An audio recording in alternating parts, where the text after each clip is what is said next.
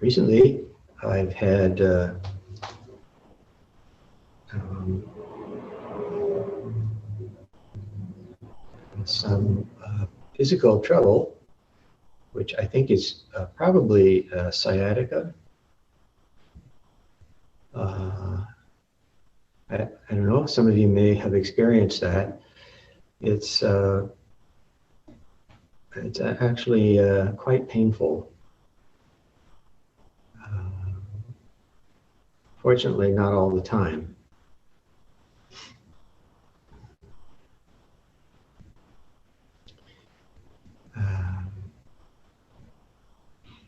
And then last night I was reading in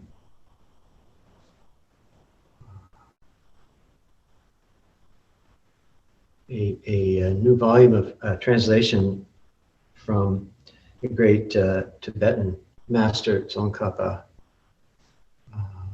And there's a reference in the introduction to Shantideva's famous text, the Bodhisattva Charyavatara. And there's a verse in there where he says something like, I think at the conclusion of the famous 9th chapter, which is concerning emptiness.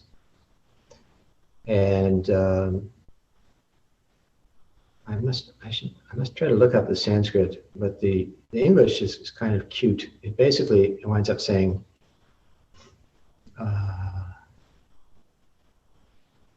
if no one's there, then who is there to be insulted? Who is there to be injured? Who is there to be ill? And so forth. So when the intuitive apprehension of emptiness is established, basically that's the end of suffering.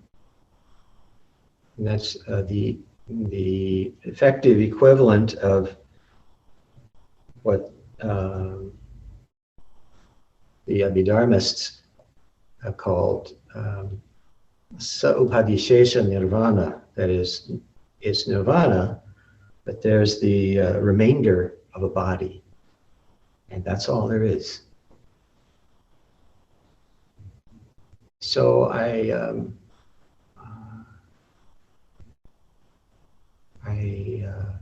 had to admit to myself that I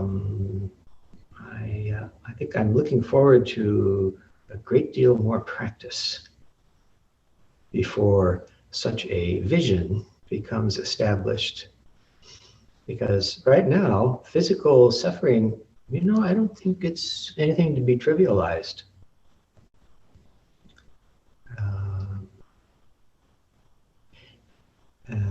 In this context, by the way, Tsongkhapa is talking about the developing practice of the truth of emptiness. And the way it was described, I realized he was reverting to the very, very old description of the three types, I guess you could say, of wisdom, which I think a lot of you have heard of. There's wisdom based on hearing, which is when you hear a teaching and it enters your consciousness. There's wisdom based on reflection, as you turn the teaching over and over and study it intellectually from every angle and how it appears in your daily life. And then there is the wisdom of meditative cultivation, where the teaching has entered the deepest level of our inner practice and begins to express itself outwardly through us.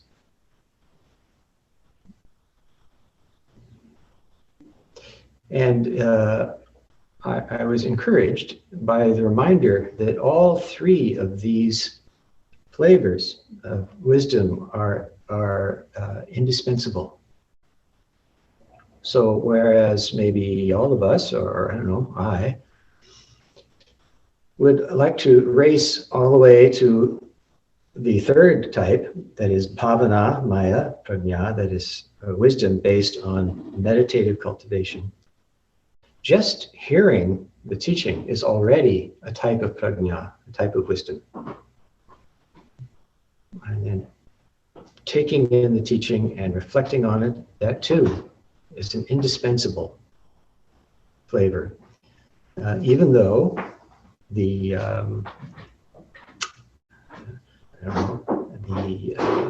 maybe the most refined flavor is based on meditative cultivation.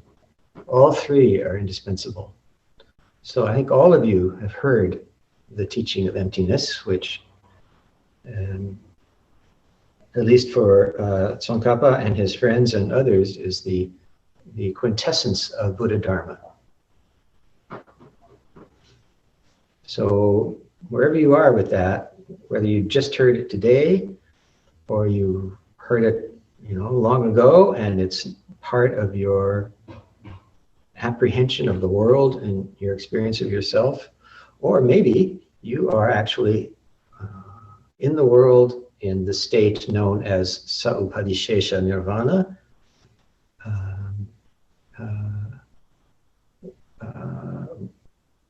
It is appropriate to rejoice and give thanks. So our karma has brought us to a point where we encounter these teachings and can practice together. And this already means that all of us, all of you, are well along on the path.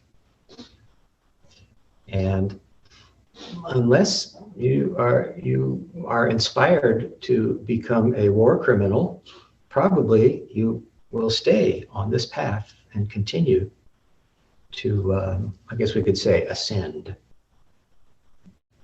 So congratulations and joy to all of us.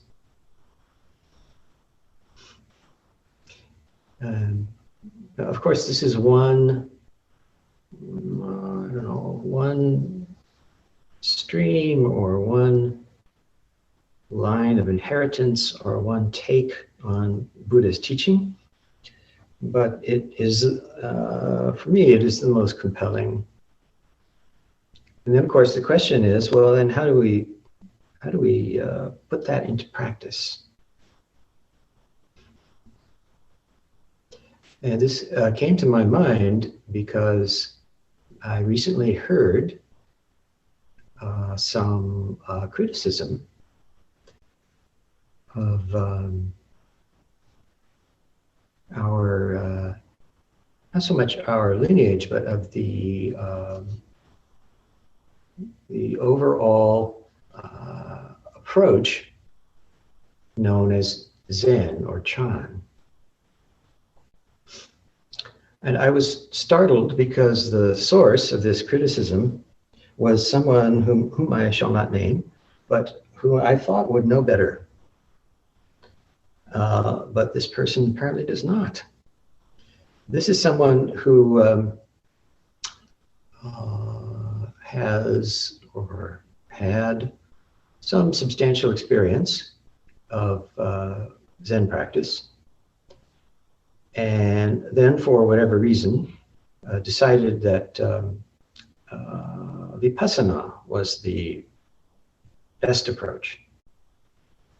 And while I have no quarrel with that, I was very surprised that had led to this criticism. And it's one that is somewhat familiar actually already, but I just did not expect to hear it from this particular person. But anyway, the criticism is that the Vipassana approach is very superior because it gives people a highly specific program with reliable milestones and methods of assessing a person's, for want of a better word, progress. And the critique was that, well, but you Zen people, you just sort of kick people into the deep end and let them thrash around. I must say, I was offended by that, and I actually thought that's simply wrong. That is, actually, I called it specious sectarian nonsense, and I still think that's what it is.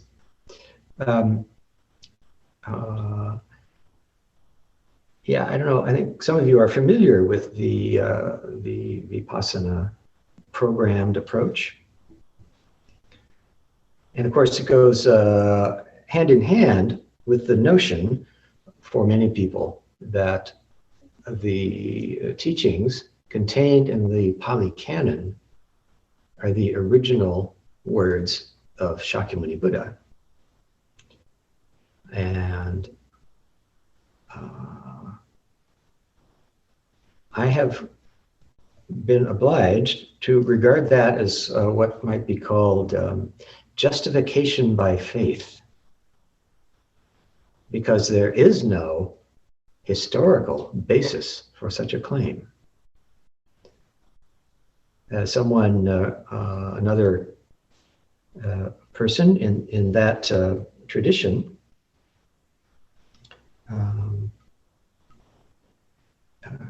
who does some translating from the Pali,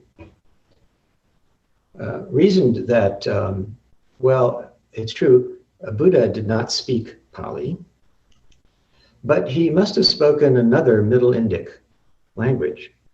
Therefore, what's in the Pali represents the, I don't know, what did he say, cultural, religio-philosophical milieu that Buddha lived in. Again, more justification through faith, because this person did not mention that Buddha quite certainly spoke and was familiar with Sanskrit, and that when his audience was a bunch of Brahmins, he spoke to them in Sanskrit. And the relationship between Pali and probably what Buddha spoke, which was some flavor of Magadhi from that region, it is not at all established. The speakers of Pali probably were a long way from there. And as I think we've said, the Pali that we have today, the so-called Pali Canon, can be dated to no earlier than the 4th century, nearly 1,000 years after Buddha's time. So I'm mentioning this to contextualize some of this back and forth as, again, justification through faith and not very constructive, and makes it hard to actually see how we function in the milieu of Dharma study and Dharma practice in a way that we can easily be mutually supportive of one another.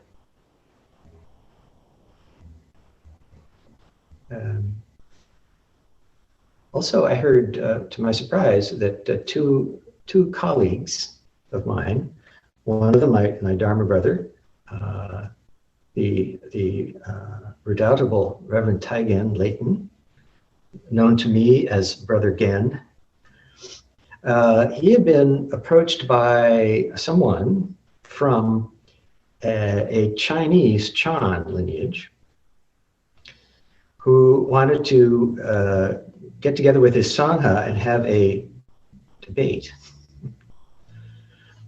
And this came up in the seminar with my teacher yesterday. And then another colleague, Kanjin Galen Godwin from Austin, said, "Oh, me too." Now, I don't know what this person's purpose is. This person has not come to Hartford Street Zen Center and insisted on having a debate. And if the person does, I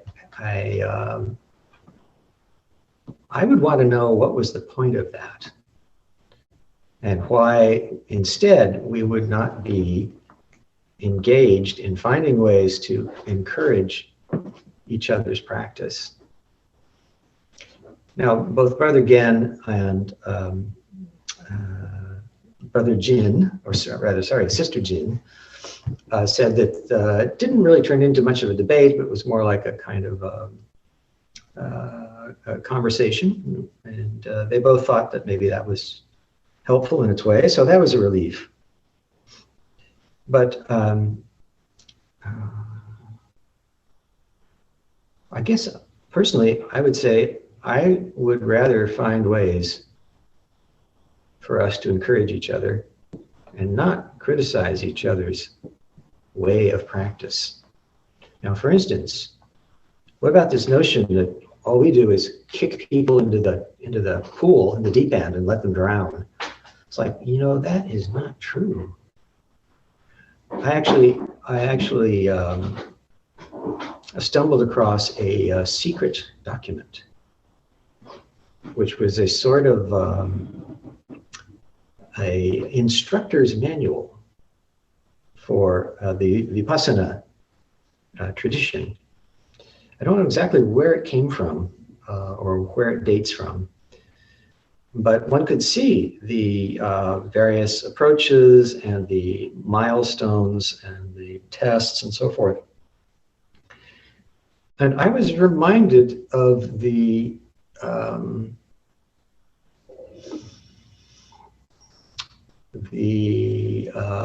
militancy of certain psychoanalysts who are absolutely convinced that their process of engaging with the analysand, the patient, is completely and utterly objective and involves nothing more than the dispassionate and accurate assessment on the part of the analyst of the inner life of the analysand. And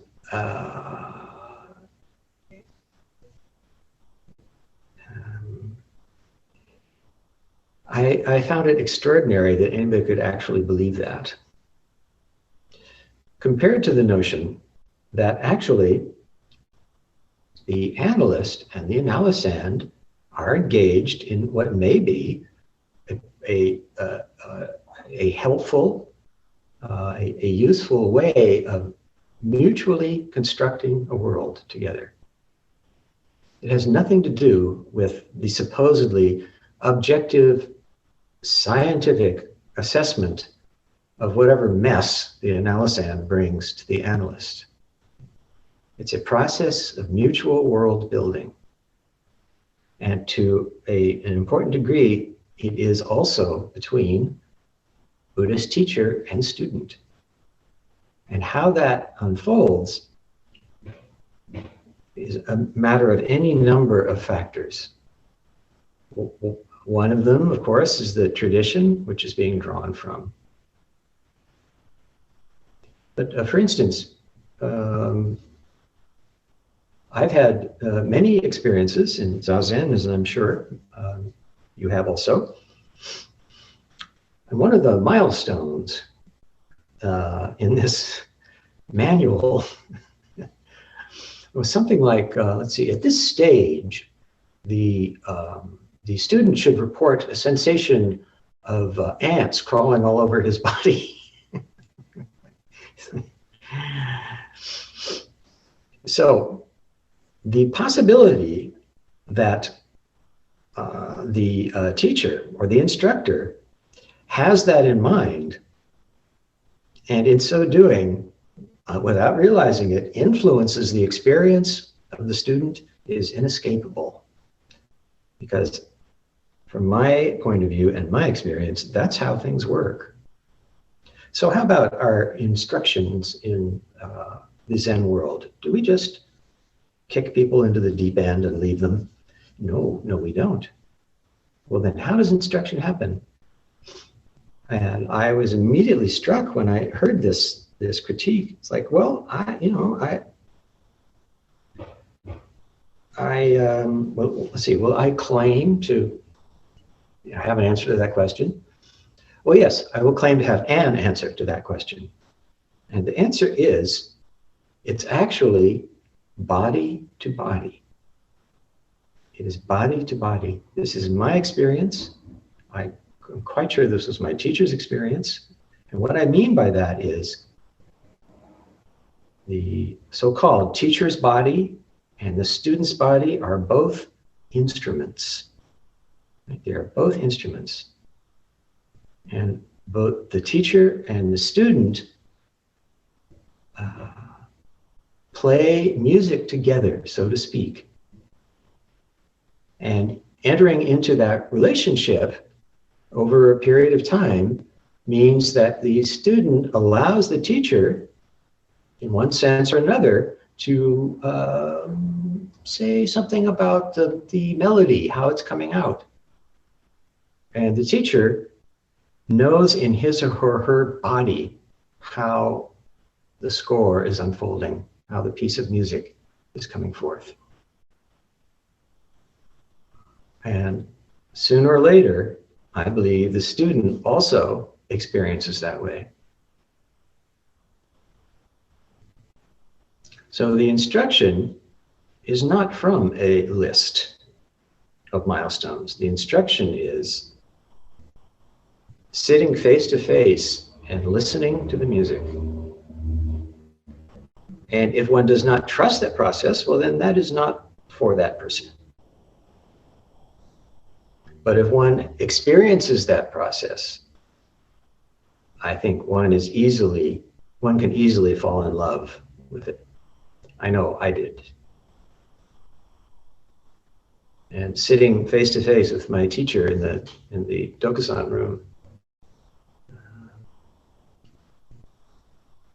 so to speak, listening to this, what I've heard called the inaudible fragrant stream, was really quite something. And that is every bit as much an instruction as is the student experiencing ants crawling all over his or her body. So I was just surprised because I expected the criticizer to know that.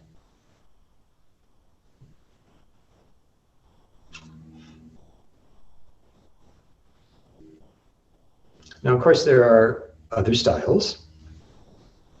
What about the style of using words or phrases from Zen stories as a focus, an intensive concentration? What about that? Well, that too comes in for some sectarian bias, I'm sorry to say. There are colleagues of mine in the National Clergy Organization, or Soto Zen priests, who think that our style of teaching needs to be reformed, and we need to reintroduce the practice of Huato inspection, or koan introspection. And the first time I heard that, I was startled and thought, reintroduce? When did we ever do that? Turns out there is no evidence that, at least in the style that we've become acquainted with thanks to the efforts of Dogen Zenji, there is no evidence that Dogen ever used that approach with his students. Not ever. So this would not be a reintroduction, obviously. This would be an introduction, and not a very helpful one from what I have seen. I was reminded yesterday, my teacher said, yeah, Katagiri Roshi, whom some of you know probably, I don't know if any of you know Katagiri Roshi. Good, some of you did. Anyway, he would sometimes tell people, you know, if you go down that path of Hua-to practice or Hato practice in Japanese, you may find you are not able to speak, you're not able to appreciate the actual meaning of just sitting. And I have observed that to be the case sometimes. There are persons who it seems like have not been able to drink deeply of that living water. Because there's I don't know what to say, is the overhanging rock formation of this other style that has obscured, for some reason, the deep nature of Shikantasa.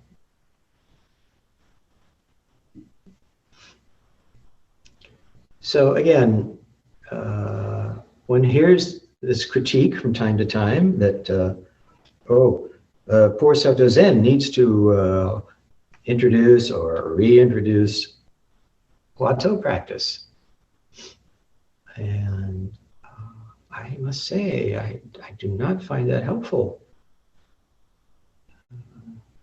Surely there's a way for us all of us to collaborate on the practice of Buddha Dharma in a way that everyone feels like their entry into the path of Buddha Dharma is a blessing.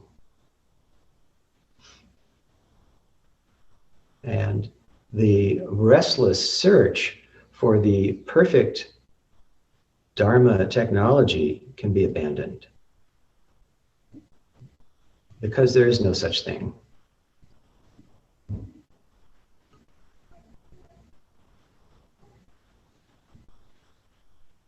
If there were such a thing, we'd know by now.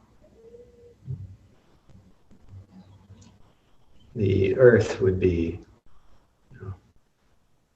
filled with the radiance of those who had found the perfect Dharma technology, the true one, the true Dharma technology. And they'd be wandering around blessing everyone and stimulating enlightenments and so forth. And I don't see that happening. Maybe I just missed something, but I don't see it. So, the point of this harangue is to suggest that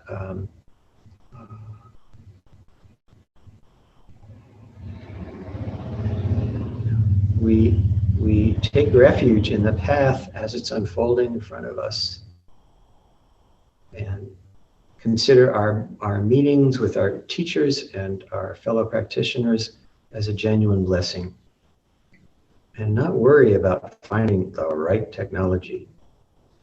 If you feel like your karma is drawing you to another expression, well, that's fine. That's okay.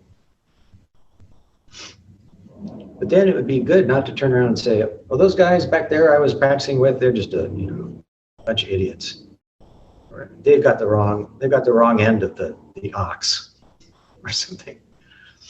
Because that simply isn't true.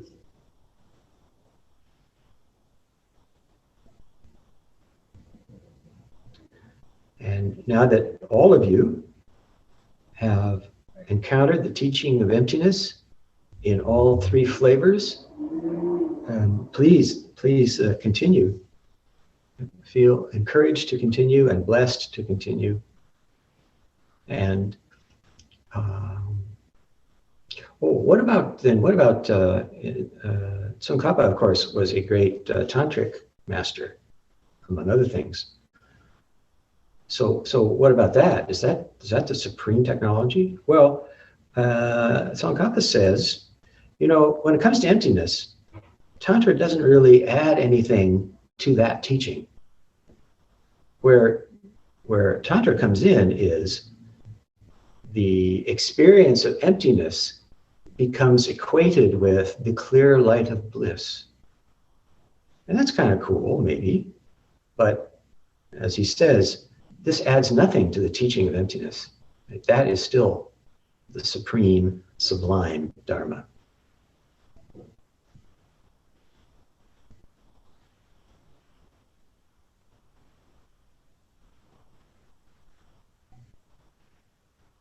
Still, I suppose, a clear light of bliss, that sounds pretty good. Maybe that's the thing to do. But it's all right. When you die, you'll encounter that anyway, however briefly. So be prepared to to enter completely into that moment. And then, well, we won't be seeing you again, unless, of course, the Bodhisattva vow carries you back into our midst, which would be nice to see you again.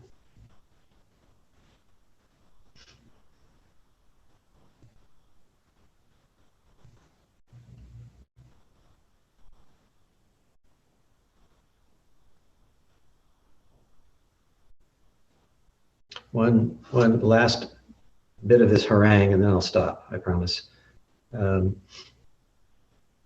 I discovered a number of YouTube videos from, I'm not entirely sure who they are. They appear to be a substantial number of very, very conservative Roman Catholics who have a number of, I must say, quite beautiful seminaries here and there. There's a few in the United States. Well, there's actually more than one of these groups. First, I thought it's all the same, but there's actually more than one, and they don't all necessarily get along. Anyway, one such group has this very beautiful seminary in Italy, it looks like. Like, how did they manage that? I don't know. Anyway, it's this beautiful building. And there's something like 90 seminarians there, 90 young men from all over the world. About, I think they said 30 of them from the US.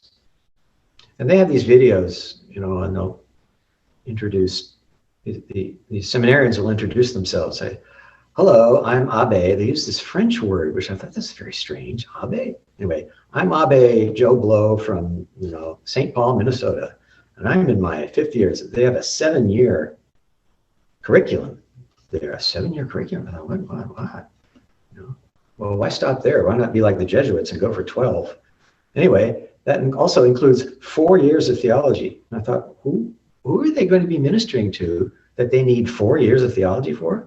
But anyway, I'm watching their daily life, which includes the most elaborate expression of Catholicism I've seen, even going beyond what I grew up with in the 1950s as a kid, Catholic kid. You never saw so much lace, lace sleeves and magnificent vestments and clouds of incense, and you never saw so many candles. And they do this every day, right? And I'm watching it and I'm thinking,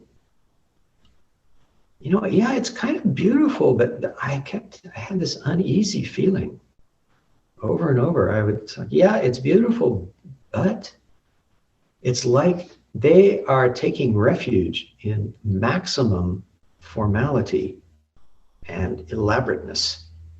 And I thought, was that the point? Is that what Jesus came to us to tell us about?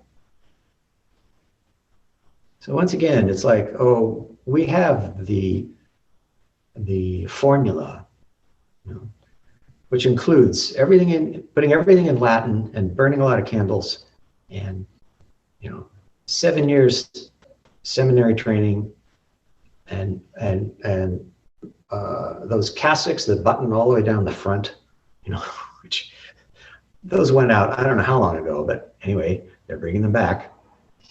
And together with that, a extremely right-wing politics. So I thought, now that's a toxic mixture if ever I heard one. Maximum refuge, taking refuge in maximum formality plus right-wing politics. Like, oh, I don't know about that. That's not what Buddha meant by going for refuge. I think this is what Buddha meant by Shila Vrata Paramarsha, that is, reliance on precept and vow as all that's necessary for liberation.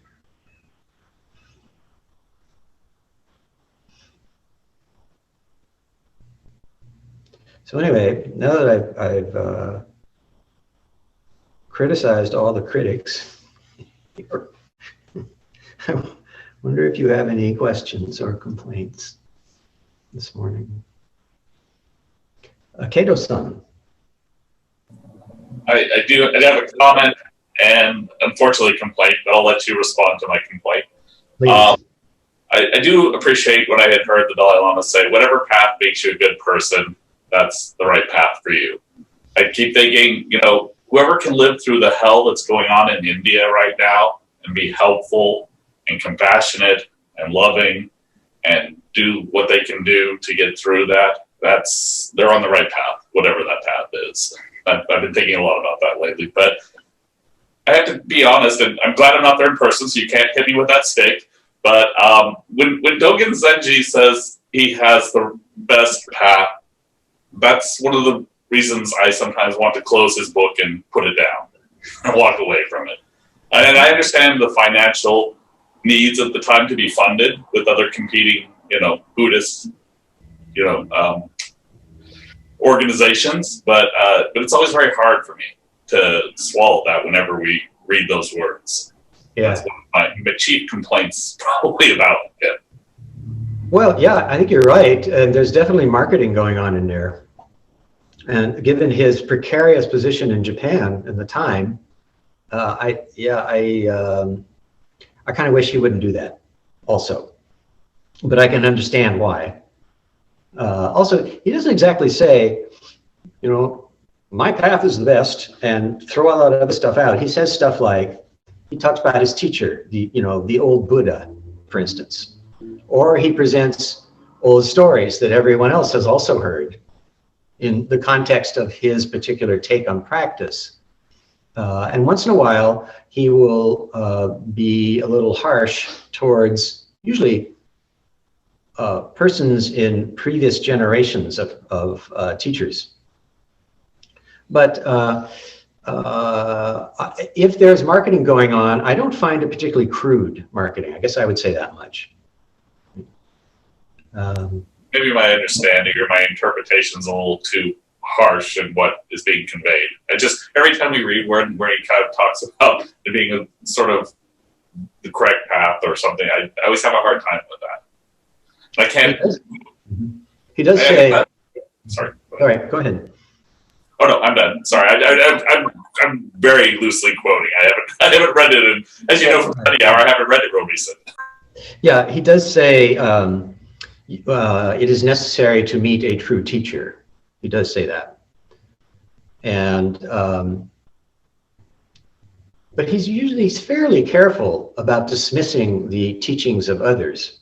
Once in a while, in certain contexts, but mostly what he'll say is that my teacher, the old Buddha, Tiantong Rujing, you know, he had it on the ball. He was really great.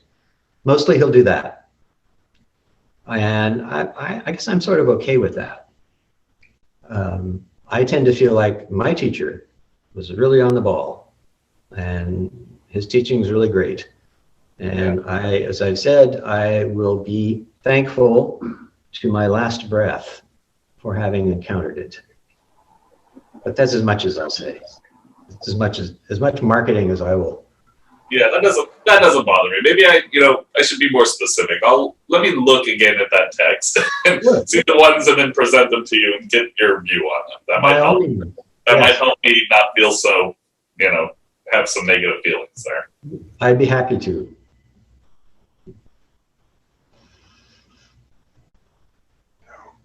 Yes, David.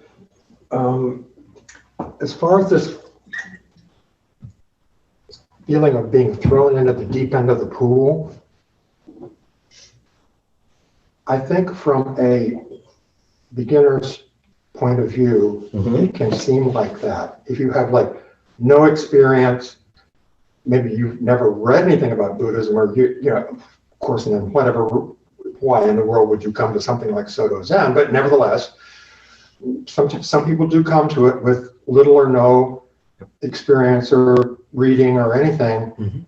And it was certainly my experience for a while of feeling like I was floundering in the deep end of the pool. And fortunately,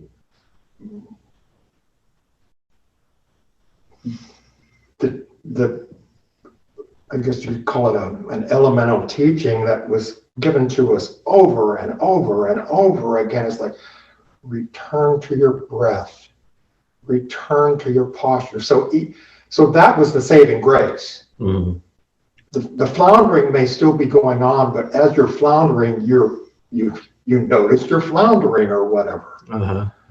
So I just wanted to put that out there because I think I'm not the only one that had that experience. I'm sure. Well, I had a similar experience, and that prompted me to go to Zen Center and ask Suzuki Roshi about it. So I did. And what happened then in that Dokusan room was that what I'm talking about, this body instruction, the first part of our talk together, he told me my prostration was wrong, and he showed me how to do a prostration, and then he wanted to know what I was studying at university, and he dismissed my question about, is there some way to test whether I'm doing it right? He just laughed at that. And then so we chatted a while, and then he said, okay, now let's sit. And he just sat there. We sat there doing zazen for, I don't know how long it was. It felt like an hour. I'm sure it wasn't. And I would peek at him a little bit, it's like, what's he doing? He wasn't doing anything.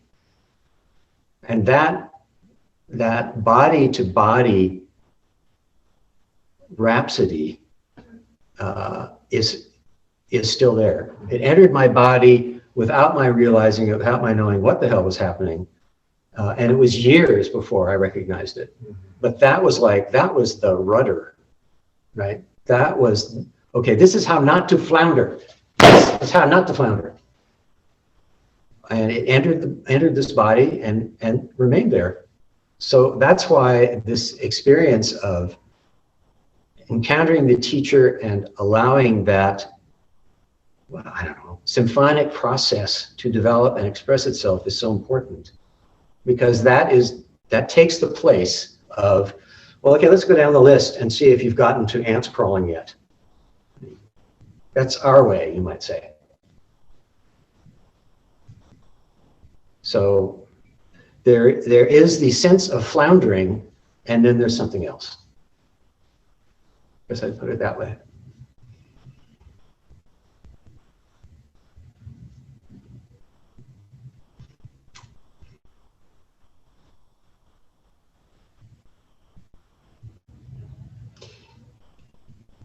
Any other questions or complaints? Janos has used the advanced technology of the digital hand. Oh, okay. By all means, Janos. Yes. So thank you, Reverend Yo, for the Dharma talk. I really just resonated with it in terms of finding what speaks to this body mind. And that certainly has been my experience as well, as with finding a student teacher and my first teacher of Tundra Wind, and resonating, with him and the study of the Dharma, and then going through the precepts, and sitting, with my first circle. It just sort of came through what emptiness speaks to me of. And my question is that more kind of going back to philosophy, the question, let me just put that out there, that I agree. I don't think there is a technology, of this is the way. And so many perennial philosophies through the centuries have come, this is the way, and finding a technology to do that. And it always seems to come down to, the individual and the student teacher's experience of that enlightenment. So, and yet, well, I guess the question is that, is there also part of this a dynamic transformation of the Dharma that is a continual process? That, there is, as they say in philosophy, there's the thesis, then there's the antithesis, then there's the synthesis. So that, you might study a certain process and say, oh, that was really helpful for a while, and there's something that's not resonating for me, and so I'm going to criticize that, and maybe I'm going to seek, here a different school or something, and then, oh, that seems to resonate, and that isn't quite it either, and then you come in to say, wow, it's all coming together here for me, so that, and that process changes. I'm sure our Buddhist Dharma is different from 6th century BC Shakyamuni. I question this sort of originality. Oh, we are the, orthodox way. And so I'm wondering if you could speak to the sort of the dynamism of the process of which we are engaging here in the 21st century, that it continues to grow. Yeah. Well, I can certainly quote this temple's founder, who said in my hearing and David's hearing that Buddhism is something we make up as we go along. And that is definitely the case. And of course, there are gems of the teaching that we carry with us, but how we express that as society and the world changes around us, that changes all the time. Mm. And if it doesn't, then as I said before, then we're just in a museum. Nothing living is happening anymore. Mm-hmm. And that was part of my worry about that seminary back there. Is it just going to be a museum? Where is the living water for those people? Mm-hmm. So it's like, I don't know, maybe it's all fine, but if it's not alive, I'm not interested. Thank you so much. Well, perhaps that's enough. Oh, yes, maybe that's long enough now. And please enjoy those three flavors of wisdom that you are constantly engaging with, and let the teaching of emptiness sink in deeper and deeper. And I don't know, I guess Tsongkhapa says, suddenly it bears fruit. So even there, in that tradition, there's this notion of a sudden ripening. And it's already affected your life and will continue to do so. So please trust that and continue your practice of whatever flavor. Oh, you see Ron, did you want to throw something in there? Yes, thank you. For your slower students, could you recap those three again? The three flavors. Well, I'll skip the Sanskrit and just say there's so-called herd wisdom, that is not as in herd immunity, but H-E-A-R-D, hearing the teaching, right, encountering the teaching, that's one. The second one is considering or turning the teaching around in one's mind over and over, examining it from various angles, putting it to the test, right? That's the second. The third one is meditative cultivation. So I haven't talked about how sitting in Zazen is the proper expression of reality, that is to say, the expression of emptiness. And cultivating in that way is this third flavor of wisdom. And the three of them together will produce the fruit. Does that do? Okay. Thank you. Thank you all very much.